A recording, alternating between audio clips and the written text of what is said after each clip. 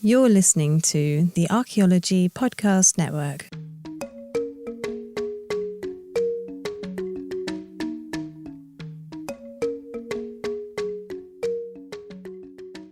Welcome to episode 96 of a Life in Ruins podcast, where we investigate the careers of those living life in ruins. I'm your host, Carlton Gover, and I am joined by my co-hosts, Connor Johnen and David Howe. For today's episode, we are joined by Lindsay Nikole, a zoologist and TikTok personality by the handle of @LindsayNikole. Lindsay, thank you so much for joining us this evening. How are you doing? I'm great. Thanks so much for having me. I'm excited to be here. Yeah, we're stoked to have you. Yeah, David has shared with us a couple of your TikToks, and we got super stoked about it. So we're really happy to dive into zoology today. Awesome. Yeah, I think I had seen a few of your TikToks before, but I didn't know who you were. And then somebody sent me your cat domestication one, which I assume was a pretty viral one. Yes. And I was like, okay, that's actually better content than I could ever dream of making. So I need to add this person. Thank you. But yeah, no problem. So just to kind of get us started tonight, Lindsay, what were your first experiences with zoology growing up? Is this something that you kind of naturally gravitated towards since you were a kid, or discovered it really in college?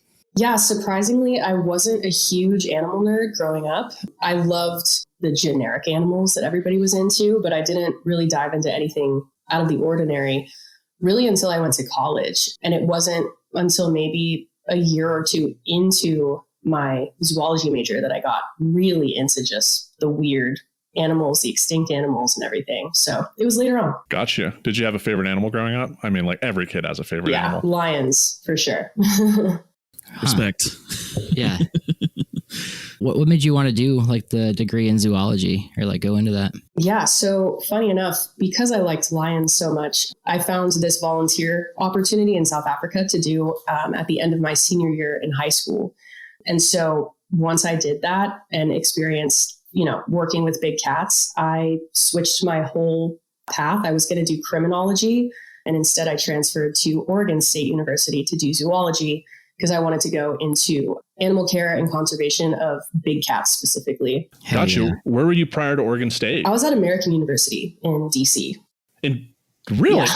Are you originally from the Northern Virginia, Southern Maryland area? Not at all. I'm from LA. And I loved American. I had a couple of friends already going there, and I just wanted to check it out, not really knowing exactly what I was going to do, but they had nothing related to zoology because, it was more of a business school. So I had to transfer. Yeah. Gotcha. Yeah, I'm from Northern Virginia, right across the river. So I had a bunch of friends go to American. Oh, nice. I've talked about it ad nauseum. You definitely checked out Ben's Chili Bowl, though, right? While you were there? I didn't. I've never heard of it. Man. Bummer. You missed out. Next time you're in DC, Ben's Chili Bowl, Yeah, I hit it up. will. Yeah, I wasn't there long enough. Was it Ella Baldwin went to American too? Yeah, and Jesse Toon. And me and Jesse went on a whole rant about Ben's Chili Bowl. But, that's for another time. So, okay, then what? So you're from LA, you're in DC at American. Why Oregon State? Why not any of the colleges in between the Chesapeake Bay and Oregon? So when I was trying to figure out where I was going to go for my zoology degree, I was in LA. So I went back to LA for a year, did some community college classes, and I wanted to stay as close to home as I could just because I love LA. Yeah. And the nearest school, I believe, was UC Santa Barbara. And I decided I didn't want to go there because they required physics for zoology, which is something I'm so not about. Nope. And the nearest school, apart from that, was Oregon State. So I just went there. Cool. Do you have a lot of duck stuff? We're beavers. Yeah. Come on. Wait, Come on. Okay. Sorry. Yeah. My roommate, he was just Oregon, and everything was Oregon. I didn't realize it was two different schools. Yeah, that was our arch I've never been up nemesis. there. Yeah, come on, man. That's All right, a monumental mess up. I don't know sports at all. That's just fine. I was never really into it. I don't really dogs. have any beaver stuff either. Okay. Yeah. Did you like your time up in the Pacific Northwest? It was beautiful. I really loved it just, for the natural aspect of it. My classes were amazing. The resources provided by my school were incredible. The social aspect was weird because it was in a small town and I'd only experienced Los Angeles and Washington, D.C. So that was a huge adjustment for me. And I would say I didn't really completely adjust to that while I was there, but everything else was incredible. I mean, my teachers were incredible. The opportunities I had were incredible. So all in all, a great experience. Excellent. So, we're coming at this from anthropologists, so we know exactly what it takes to do an anthropology degree. So what kind of courses were you taking at Oregon State University for zoology? Like, were there other disciplines that you had to dip into, or is it primarily like biology focused? It was definitely biology focused. I had a lot of flexibility, luckily, just because of the zoology program that OSU offered. So I ended up kind of gravitating towards the evolution and paleontology classes and taking every one of those classes that I possibly could. But additionally, because I wanted to work with big cats, I was taking all the conservation classes, mammalogy classes, as well as, the vertebrate, invertebrate zoology classes. But other than that, it was pretty much a biology degree. Cool. I think I took one zoology class in grad school, actually. It was behavioral ecology, nice. But I definitely really wanted to do, it was fun. Zoology in general, because I've just always obviously been really into animals, but I'm kind of bummed I never did any. So I tell this all the time to people, but I mean, they know. I took my elective science as astronomy because I thought it'd be cool to know star stuff if I wanted to do Mayan archaeology, which was the dumbest decision I ever made in my life. So there's a lot of math, and I should have just done zoology. Ooh, anyway, that was a little tangent. That was my big thing too. Astronomy, rather than learning about stars, it's like physics, and I was like, man, this is not what I wanted. This is not what I signed up for. The speed of light. Yeah.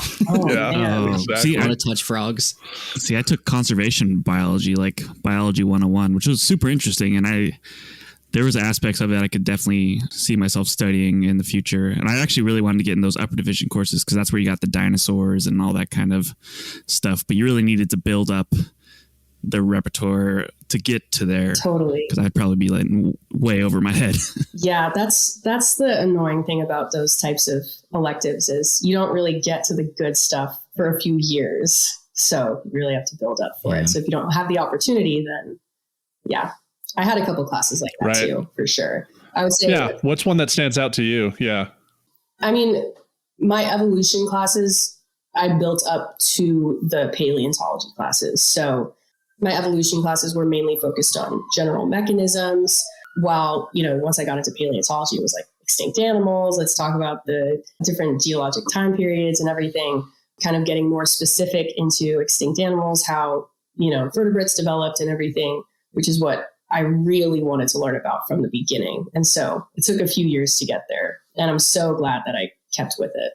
Yeah, it really can be just a slog. And unfortunately, it takes a lot of time and money to get to that point. I know that probably all of us here, us anthropologists, archaeologists, got our senior level, junior level courses where we're like, okay, this is what I want to do. Yeah. But before that, I have to do cultures of the whole world and all the cultural anthropology, which is interesting for some folks, but not so much for us strict archaeology science folks, for sure. Absolutely. Did you have a favorite dinosaur or a favorite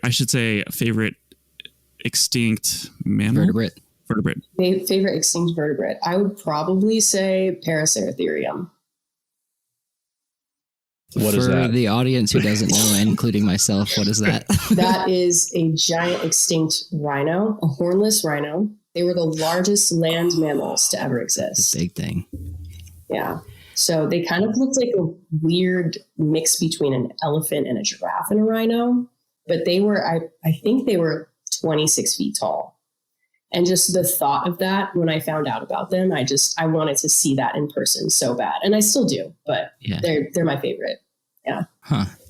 There's a big giant outline of one, those statue, flat ones at the Museum of Natural History in the vertebrate section or vertebrate paleontology. And it's I didn't really know. I think they were in the movie Ice Age. And I remember seeing I was familiar with that form of creature. But then I looked up at it and I was like, oh my God. And it was a rhino elephant with a giraffe neck. Kind of. Yeah. Yeah. I don't think that was to scale in Ice Age, though. I don't think. Because if it was really to scale, this little sloth thing talking to this 26 foot tall creature, I don't think they really would have done well. That's true. Yeah. Yeah. So I guess in the theoretical, what kind of stuff do you learn in those vertebrate or paleontology classes? Because it's a lot of stuff you can't observe ancient animals in their natural habitats, but you can do the fossils. So how's that kind of work? My favorite paleontology class went into different processes of evolution in different groups of animals. So the development of specialized teeth or the development of mammals from synapsids. So kind of just going through those processes while also showing different extinct species along the way. My teacher was cool because she went into, just different things that she knew we would be interested in, like why whales got so big, and kind of just would take these tangents in different class periods that didn't necessarily follow along the scale or the time periods. And so, we initially started with the Cambrian animals and then kind of went through the different periods that way, but then would kind of go on these tangents and yeah. Yeah. So I didn't take any geology classes. So it's like, that's stuff I really wish I know, but I learned through like PBS eons and stuff like that. You mentioned the whales. So why did whales ultimately get so big? There are a couple different hypotheses. The one that I learned about in that class was focused on the end of an ice age. I can't remember the exact time frame of it, but it wasn't the most recent ice age. I want to say it was the one before then that, as all of that ice was kind of pouring into the ocean, it was bringing these minerals and thus nutrients from the land masses into the oceans, which made phytoplankton explode, which made zooplankton explode, which just became an all-you-can-eat buffet for whales. And so there were really no limits on their size, how big they could get, because they didn't have gravity weighing down on them. Gotcha. Well, undergrad is so fun in the courses, but I guess kind of tying this all back together, Lindsay, what was the game plan after you got your degree? You go to transfer to a different school. You're pursuing the zoology degree. Originally, what was the game plan post-grad? The original game plan was to work with big cats. And I did do that right after I graduated, but I graduated in 2020. So it was right, in the middle of everything, which didn't give me a lot of job opportunities. Also because I wasn't really ready to leave home at that point with everything going on. So I found an internship in Minnesota at the Wildcat Sanctuary, and I was there for 6 months. And I was going to continue with animal care, with big cat care specifically. But I ended up getting hurt at that job. None of the animals hurt me. I just overworked myself, and I still have a pretty bad back from it. So I'm taking a break from that for now. And I'm hoping to kind of go more into evolution, paleontology, maybe in some educational aspect of it. Maybe eventually I'll go back to working with big cats, but I also realized that it was just a lot of work. And given that was my only experience in the US was in Minnesota, where most of the work was, preparing for the cold. So maybe it would be different elsewhere, but yeah, it was pretty tough on my body. I can imagine. Big cats can get COVID, right? Like that's been a concern with zoos. Yes. Yeah. Some of the cats did get COVID when I was there. Whoa. Yeah. We did a COVID test on one of the tigers. It was, released to the public for public knowledge, but it was scary because we didn't know what it was at first. There was wheezing, there was coughing. We thought maybe it was moldy hay, which would have been worse because that could lead to neurological damage. But then we kind of determined that it was COVID after the test, and just because of the symptoms. Luckily, none of them, passed away. They all healed from it, but it was scary for sure. How does one give a tiger a COVID test? So the tiger that we gave the COVID test to already needed to be put under for a different reason. I honestly can't remember what it was. She just needed to be checked for something. So while she was, passed out, we did the nostril test. Yeah, I was just envisioning in my head, like, trying to stick like a stick up a tiger's nose has got to be an easy way to get hurt. Yeah, exactly. Yeah. Would have been bad. Do we know if because I wondered that too. I don't think dogs can get it. I know one got it at some point. I don't know if it's like widespread. Mm-hmm. A gorilla got it, but do they lose their smell? I never kind of looked into it, but I wonder if like a cat or like a dog kind of lost its smell. Be a bummer. Yeah. I don't know if there's any specific research on it, but I mean, of the cats that did get COVID at some point, pretty much all of them just lost their appetite. And so I don't know if it was because they couldn't smell it or taste it, maybe, or just because they weren't feeling well. But that's all I really know about that aspect.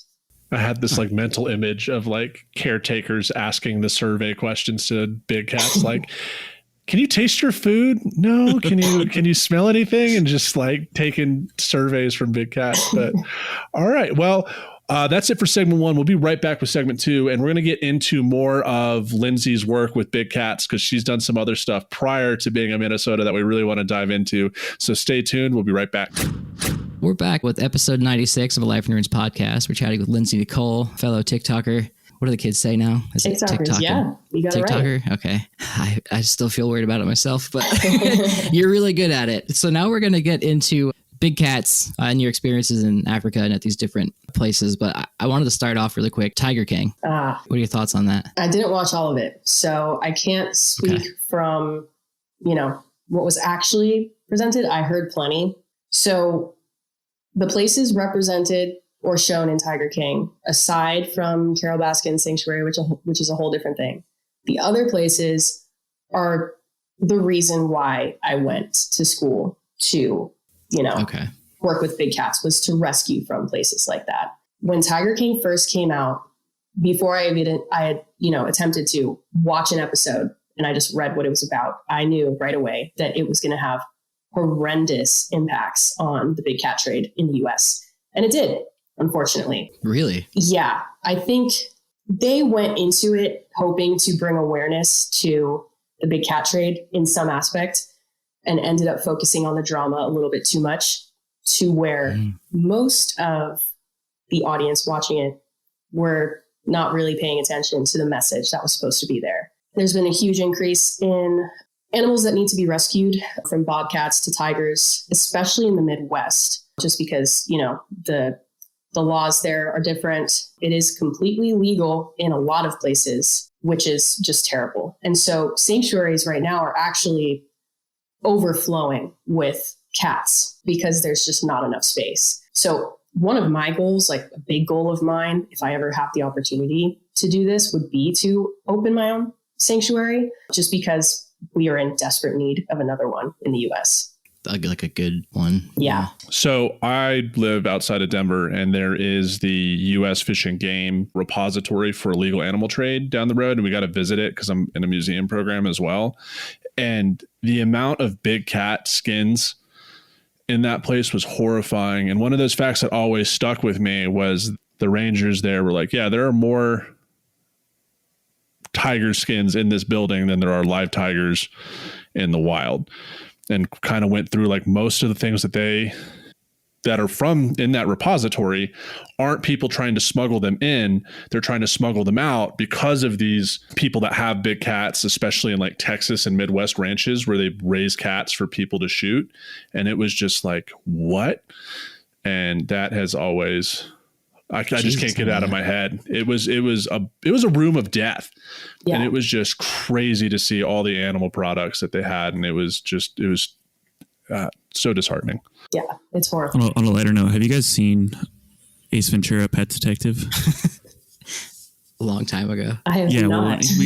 Okay, well, in one scene, he's like a big conservationist. He like walks into this guy's like hunting, like his room, and he has all like the mounts of just like all these different animals and stuff like this. And he just like, it's just him freaking out. And he's like, are you okay? He's like, no, this is a lovely room of death. Did you say Pet Detective or When Nature Calls? I think it's When Nature Calls. It's When Nature Calls. Yeah. That was the scene I was referencing. And I was like, no one got that, but I saw it. Yeah.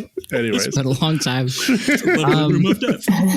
That really bums me out. Cause I mean, all of that does, but like, even not remembering the Ace Ventura thing, but the like, Tiger King, I thought would have made more awareness, because I did see they passed some law that like was influenced by Tiger King that was like, you can't, it was some kind of trading thing that was a positive law. I believe you're talking about the Big Cat Public Safety Act. I think, is that what it is? Maybe. Okay. I haven't been keeping up with it. I know that it passed through the House of Representatives. I don't know which one comes first, Senate or House of Representatives, but House of Reps, I think. Yeah. Okay. So that act was going to make it illegal to have free contact unless you are, you have the credentials to do so. And that was supposed to protect the public from, being attacked. That was the main, public push, but it was also to, prevent this trade in a commercial aspect, because so many of these cats that are being bred are just used for pay to pet facilities. Right. Yeah, it's terrible. Like the Doc Antle guy, like I see them post constant stuff with like chimpanzees on Instagram, and it's like cute because they're putting, a diaper on chimpanzee that's objectively cute, but then like, no, like you shouldn't be doing that. And then the guy's like in a pond with like a tiger, and I'm like, I don't know. That one guy just got his arm bit off at a zoo. Like, that's a bummer.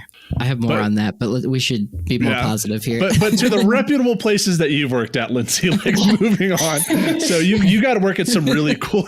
So sorry, this is us. You've got to work at some really cool places during your undergraduate experience. And so starting off with the Tammany Wildlife Center, how did you get one? I guess, where is it, and how did you end up working there? So that is a wildlife center right outside of Corvallis, which is where Oregon State is. So a ton of the zoology students were volunteers there. That's how I heard about it. I think my counselor told me about it.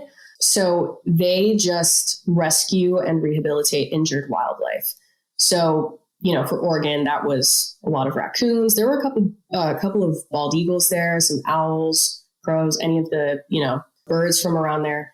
Lots of birds, which I wasn't really into at all. Because at that point, I was only in school for big cats, didn't care about anything else. And birds kind of scared me. They still do a little bit. I'm not a big bird person. It's for the birds. Get out of here. One of my most favorable moments when I first met David, and this is related. We were reading The Origin of Species for class. Awesome. And I'll never forget. I was bugging David in his office with like 3 other people. And David just turned around his chair and goes, "There's a lot of pigeons. Be warned about the pigeons," and just like turned around. And for some reason that always just stuck with me. And then, The Origin of Species has a lot of pigeons in it. I was like, huh. Well, it's like 400 pages of him just being like, with like different iterations of breeding pigeons. And then at the end, he's like, think evolution might be a thing, but I also love pigeons. Anyway, it's worth the read, but sorry, we cut in. So you didn't like birds. No. You didn't prefer birds. We'll say that. Yeah. Okay. Yeah, I had one experience there. And again, when I went into zoology, I was essentially a blank slate. I didn't know a lot about anything other than what the general public knows. And so my supervisor told me that I needed to go feed the great blue heron. And I didn't know what that was. I was expecting, a crow-sized bird. And she told me to go prepare the food and go up to the room and, go put the food in. So it was a huge tub of sardines. And I was like, how big is this bird? Like, if they need this many sardines. And I walk up to the room that the heron is being held in, and there's this huge sign that says, "Do not enter unless you put the goggles on." And I was like, what am I getting into right now? And there's these lab goggles. So I put those on. I'm like shaking with those goggles on and a huge tub of sardines. And I walk in, and this bird is just essentially suspended from this ledge that was like 4 feet in the air already. And so this thing was just towering above me. And I just threw the bowl in and I left. I didn't even step foot in there. I threw it in and I was like, I'm not doing that again. Don't let me go in there again. I'm not doing it. Dude, I get it, because one, it's like the pterodactyl dome in Jurassic Park 3, and then 2, like birds freak me out because like the way like a chicken walks or like a pigeon in the city, it's like how a dinosaur would have walked. So like that is my biggest fear, is going in just reeking of fish to a bird thing. Like you're trembling because there's a dinosaur in there. Yeah, like what do you mean I need to put goggles on? Like it's gonna poke my eyes out? Come on.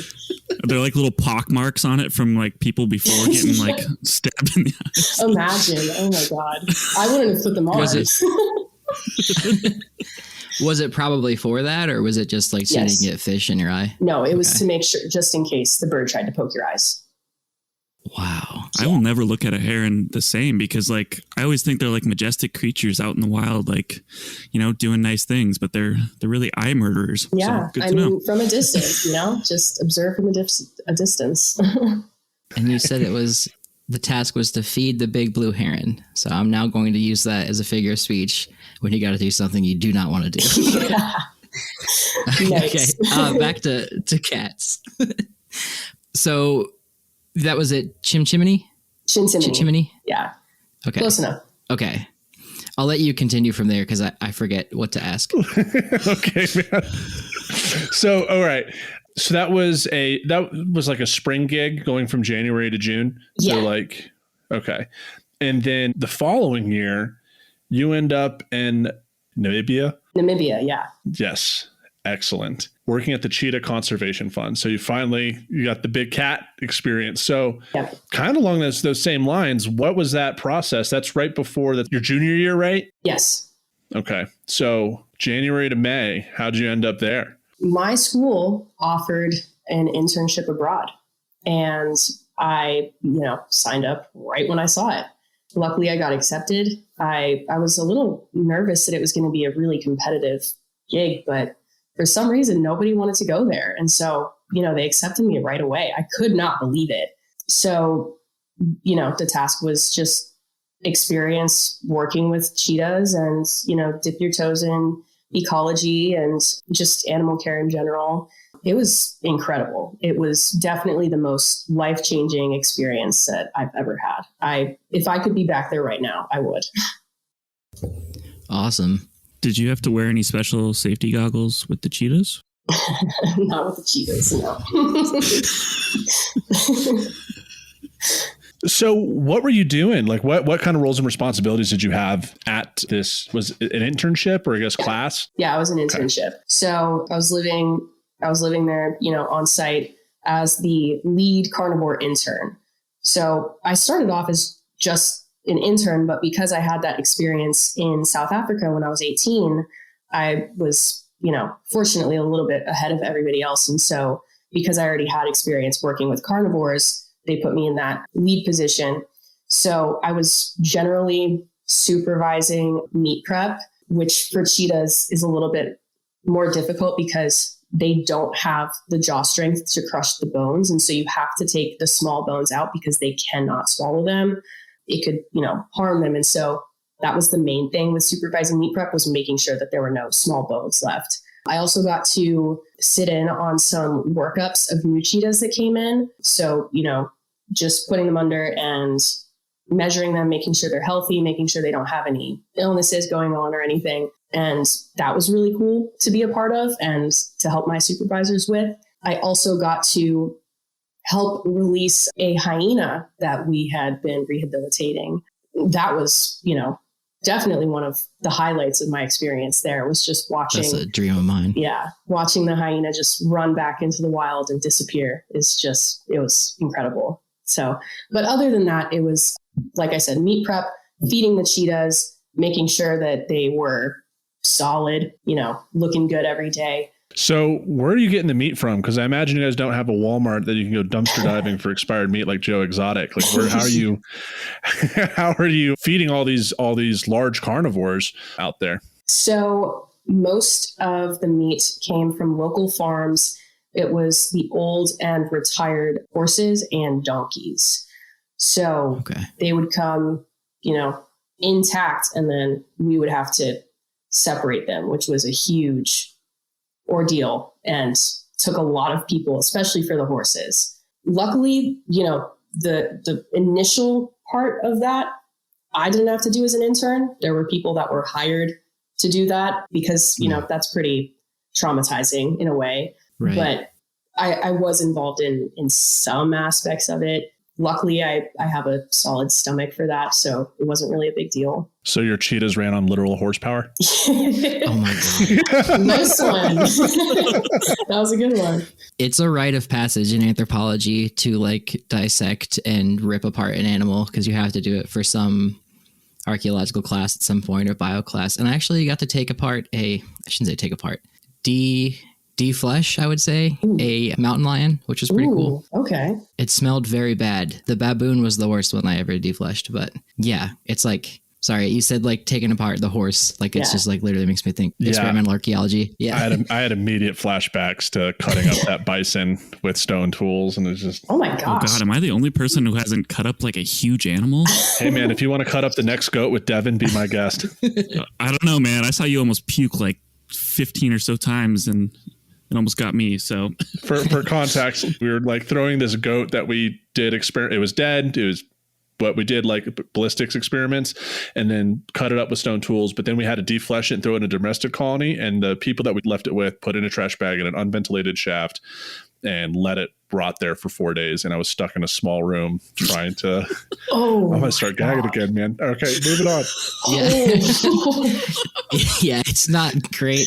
He actually will throw up, so you might want to turn your camera off, Carlton. On that note, I think we're going to end this segment before Carlton loses all his marbles. This is episode 96 of the Life in Ruins podcast. We'll be back.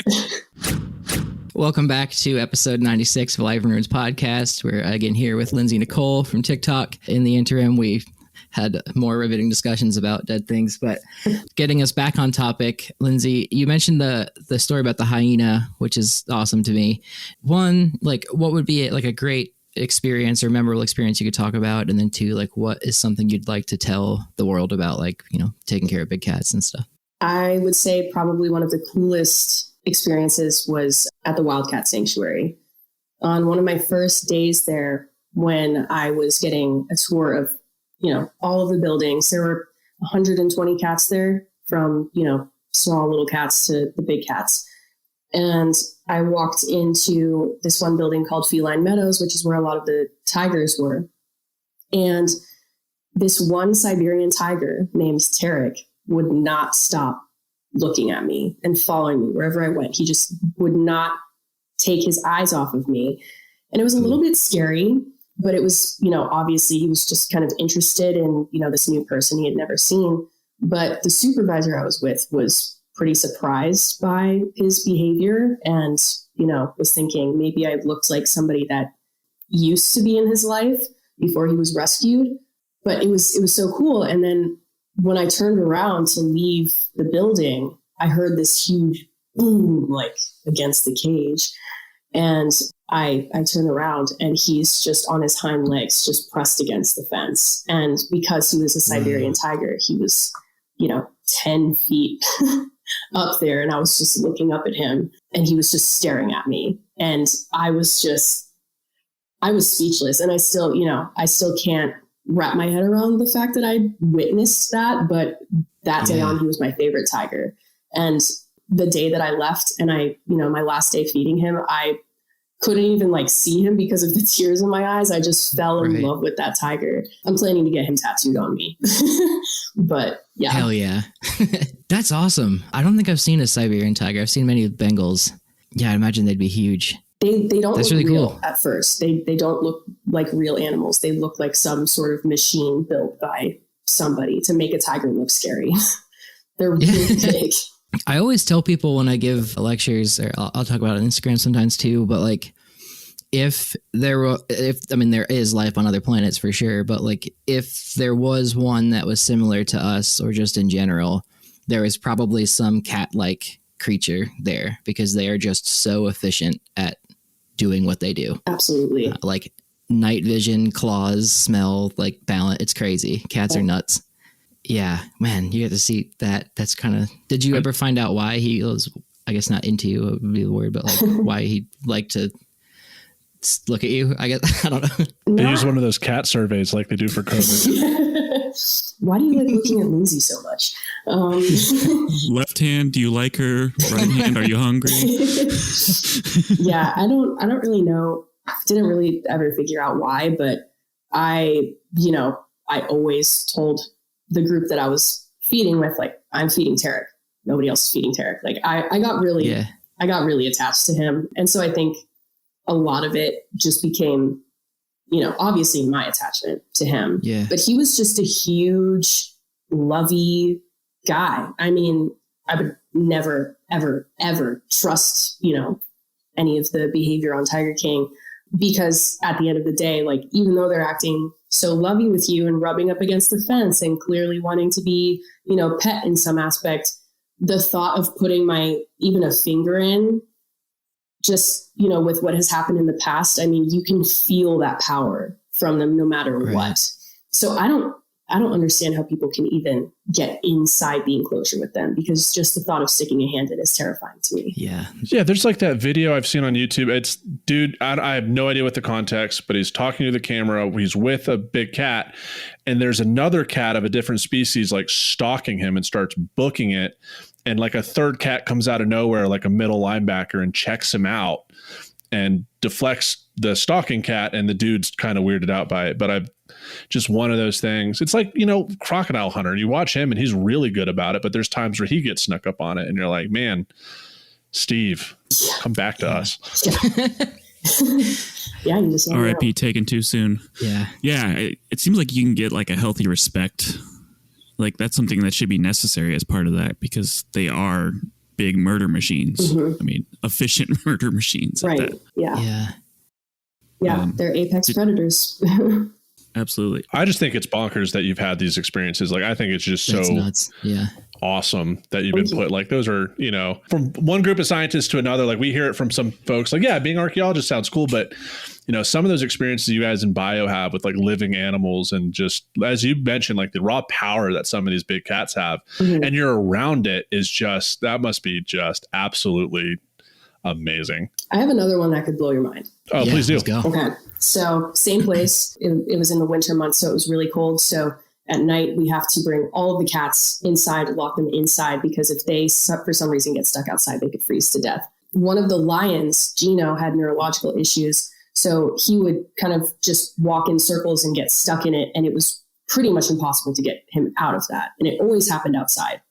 It was really late. We were trying to get him out of that circling, trying to get him locked inside the building. I was right up against the fence, and it was pitch black. It was at night, and I could just hear him circling from the distance. And we were just going, Gino, Gino, Gino. And then it went quiet for a little bit, but we kept, you know, going, Gino, Gino. And next thing I know, I feel his breath on my face, and he's just roaring at me. And it was so dark out that I couldn't see him, but I could feel the warmth of his breath, and the roaring was just ringing my ears, and my heart dropped.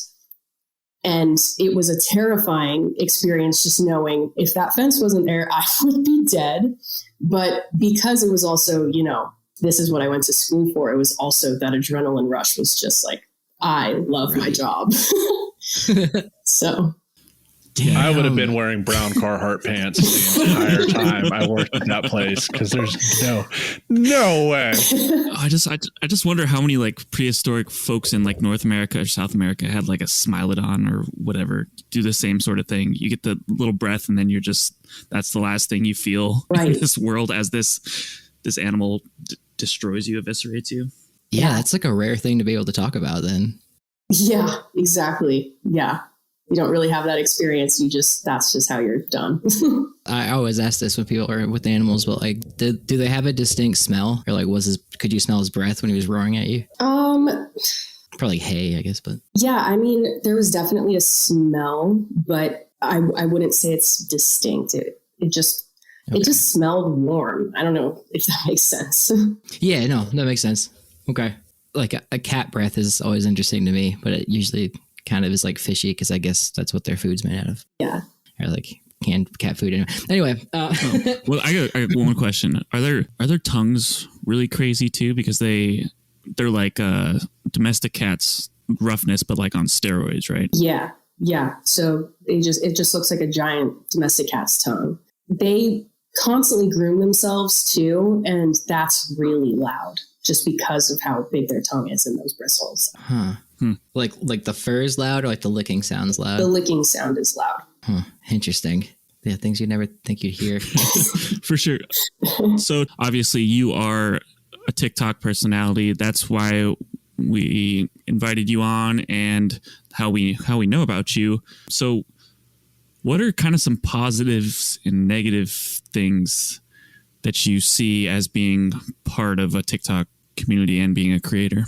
Yeah, totally. I mean, finding this community of people who are super interested in animals and sometimes know a lot more about a subject than I do and end up teaching me something is really amazing. Just, seeing that fascination in people, seeing, I'm so glad you did a video on this, or you just made this make so much sense to me, is definitely my favorite part about it, is just helping people learn in a way that works for them. The negatives, I would say, are just the types of hate that can come from people expecting to be just another anonymous comment in the comment section. And the reality is there's tons of those, but I could open my app at any time and that could be the first comment that I see in my notifications. When I first started making videos on TikTok, I was never expecting them to get as big as they are now. I was just expecting to, get 1,000 views max on videos. And the first time that one of my videos went viral, right when it started hitting like 600K, even before then, I started noticing that those hate comments started pouring in just because they expect to get lost in, everything else going on. And I wasn't really prepared for it. And it hurt. And I started thinking like, I can't stop this. This video just keeps getting bigger and bigger. I want it to stop. Right. But, as time has gone on and I've gotten kind of used to it, I've gotten thick skin. It doesn't bug me anymore, but I wasn't expecting to deal with this because I was never expecting to get this big. So it was an adjustment, but the good definitely outweighs the bad. So good. Yeah, that is something I didn't anticipate either. And like, is it more like for you, is it like anti-evolution stuff, or is it hate like against you personally, like ad hominem, or just like? It's both. I mean, a lot of it is on the evolution videos. Some of it is because I'm a woman. They don't trust what I'm saying because I'm a woman. A lot of it too is because I'm gay. And so I actually just saw a comment today that said, it looks like you're having a great time. And then I remember that you're a lesbian and you're going to hell. It's like, oh okay. My God. Okay. Yeah, I wasn't going to ask if that was specifically why, but I wondered. Yeah. That's something I've run into with creators too. It's like there's a definite, like our friend Ella put a video on TikTok and she got like absolutely just ripped apart for just making a point. And it's like a bummer because like if it's a vastly different experience for a man and a woman on social media. And that really pisses me off. It was replying to a pseudo-archaeologist too. It wasn't even like she was just saying, this is wrong. This is why. This is my background. And she got absolutely eviscerated in the comments and she ended up deleting it. Like, I'm not doing this. That's a bummer. Yeah. But I mean, like, what keeps you going? Like, what was that first inspiration to do the TikToks? Like, what compelled you to do it? And like, what keeps you going? So I joined TikTok in July of 2020. So about a month after I graduated. I was so bummed that not only, I graduated during the pandemic, but I also was about to stop this amazing process of learning. And I had all this information. I didn't have a job yet to project that information to anybody else. The people I was quarantined with, I think were a little bit sick of it. And they told me to get on TikTok and start making videos because I had all this information. So that was why I did it. Why I keep doing it is, like I said, when people tell me that I explained something in a way that finally made sense to them, that is my favorite thing ever.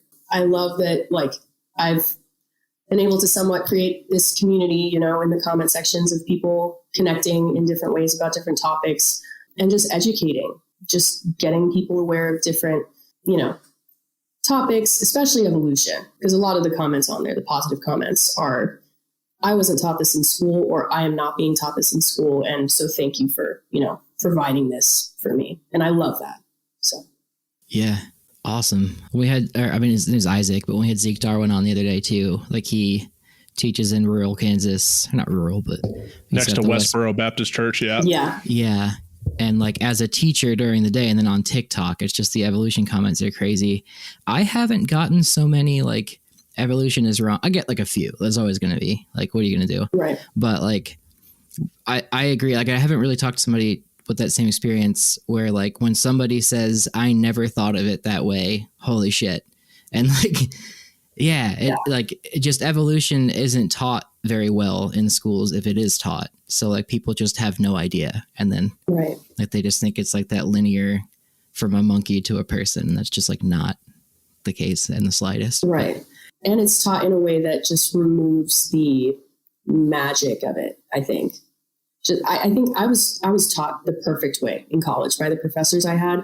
I was just constantly thinking about, extinct animals and different species that used to exist and how things have changed over time.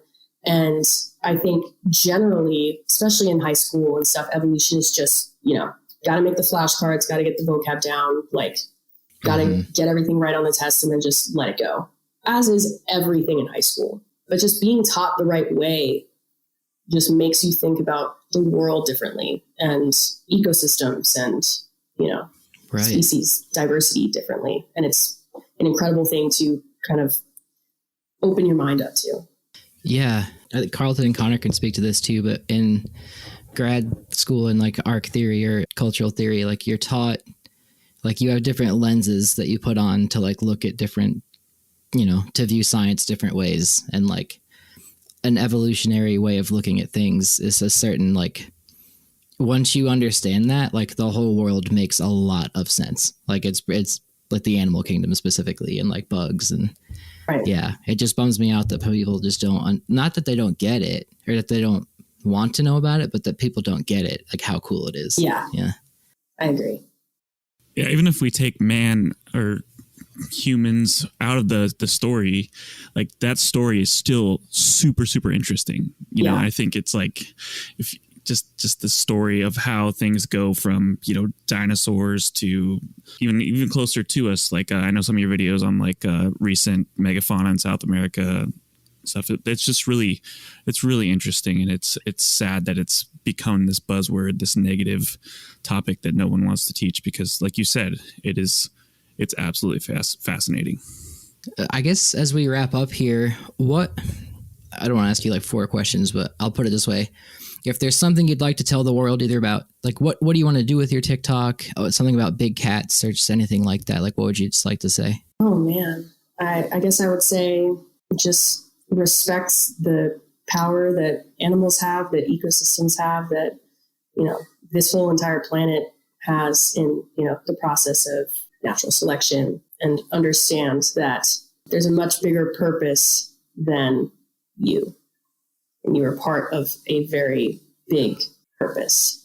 That's a really good way to put it. That's a great way to end it. Yeah. Thank you, Lindsay. So before we close out the show, what are a couple sources? These could be books, articles, videos, etc., that you would recommend for anyone interested in zoology or the topics that we talked about tonight? Yeah, I am actually only just starting to read Charles Darwin, Origin of Species. So I'm recommending that just as a baseline of, if you're just learning about it, why not read the ideas of the first person that published ideas of it.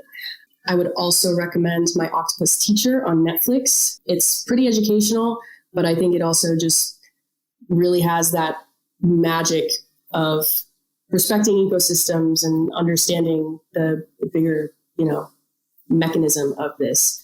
The way that the main guy talks about his experience, interacting with this octopus is just incredible. So I would recommend that as well. That documentary thing, like my friend said, it made him cry. Screwed me up for like at least a week. Yeah. That was deep. Yes. That was, watch it. Definitely better than the puffer fish thing. Definitely not the same. Definitely not the same. Where can people find you? Yeah, you can find me on TikTok at Lindsay Nikole, LINDSAYNIKOLE. On Instagram with the same spelling, but it's Lindsay_Nikole.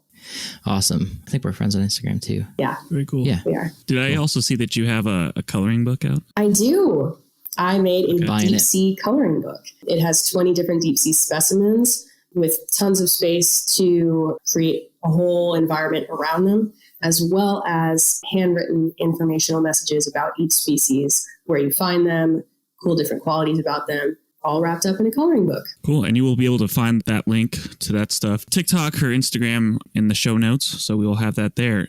Once again, thank you so much for joining us. And because we are a life in ruins, we usually ask the question, would you still choose to live a life in ruins? And this time I actually prepared ahead of time to ask a question that's more relevant to you, because our producer told me last time that I sound like train wrecks. So, Lindsay, so if given a chance again, would you still choose to live a life studying big cats and making besties with Siberian tigers? Yes, absolutely. Excellent. Awesome. Well, everyone, we just interviewed Lindsay Nikole. You can find her on TikTok and Instagram at Lindsay Nikole on TikTok and at Lindsay_Nikole on Instagram. You can find all those in the show notes down below. I just Amazon one-click impulse bought her coloring book as you were talking, so I think you guys should too. I'll put a picture or put it on my Instagram. Guys, also, I say this every time to the audience. Some of you actually got into our DMs or not my DMs and said that you did rate and review the podcast. You guys are true kings, the three of you that did it. And I think there was a queen in there too.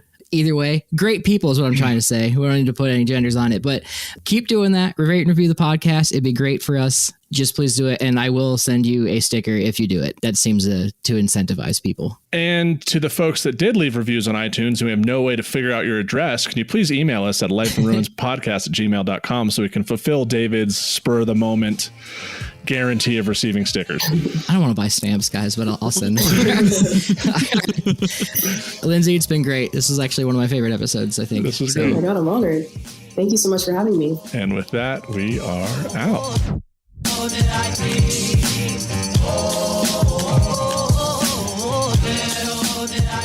Thanks for listening to A Life in Ruins podcast.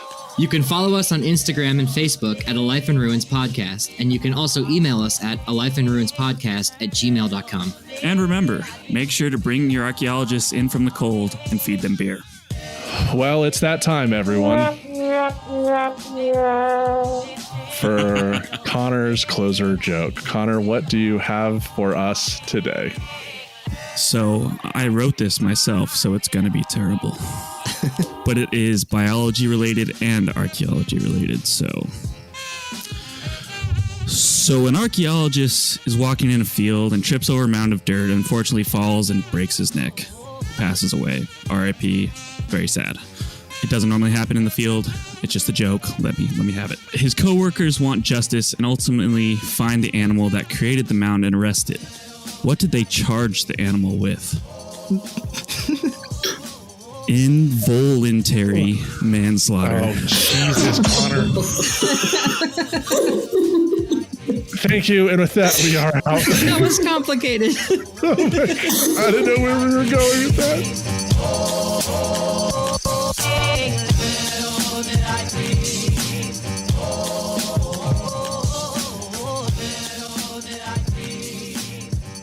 This episode was produced by Chris Webster from his RV traveling the United States, Tristan Boyle in Scotland, DigTech LLC, Culturo Media, and the Archaeology Podcast Network, and was edited by Rachel Roden. This has been a presentation of the Archaeology Podcast Network. Visit us on the web for show notes and other podcasts at www.archpodnet.com. Contact us at chris@archaeologypodcastnetwork.com.